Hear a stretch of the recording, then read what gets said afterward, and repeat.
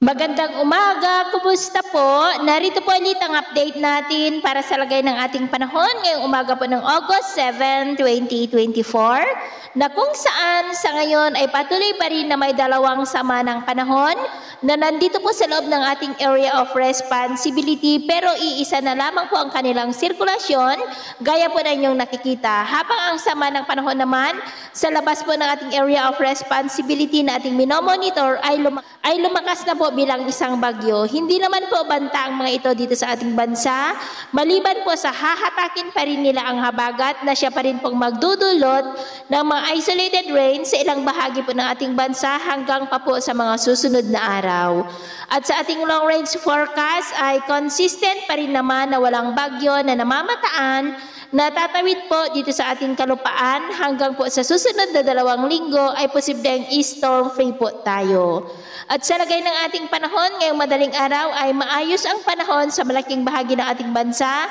maliban po sa mga tsansa ng mga isolated rains, lalo na po sa ilang bahagi ng Zambales, Bataan, Metro Manila at ilang bahagi ng Palawan. At mamaya ay sisikat po ang araw sa malaking bahagi ng ating bansa pero may tsansa pa rin ng maulap na kalangitan with isolated rain sa ilang bahagi ng Batanes, Babuyan Island, Zambales, Bataan, Metro Manila at ilang bahagi po ng Palawan. At mamayang hapon po ay maayos pa rin ang panahon sa malaking bahagi ng ating bansa pero mas mataas na ang tsansa ng maulap na kalangitan with isolated light to heavy rains sa ilang bahagi po ng Ilocos Region, Cordillera, ilang bahagi lamang po ng Cagayan Valley, lalo na po dyan sa may eastern section, Central Luzon, ilang bahagi ng Metro Manila, Laguna, Northern Quezon, Camarines Sur, Mimaropa, Western Visayas, Bohol, Southern Leyte, Northern Samar, Sulu Archipelago, Zamboanga Peninsula, ilang bahagi po ng Sorsogon at Davao, kaya mag-ingat pa rin tayo dahil posible pa rin po ang mga banta ng mapagbaha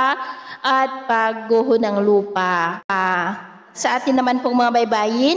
wala naman po tayong nakataas na anumang gale warning signals, pero iba yung pag-ingat lamang po kung papalaot tayo para po mas makaiwas sa mga sakunang pangkaragatan. So, ito po ang latest update natin sa araw na ito. At ako po muli si James na nagsasabing sa kahit na ng pagsubok po na darating sa ating buhay,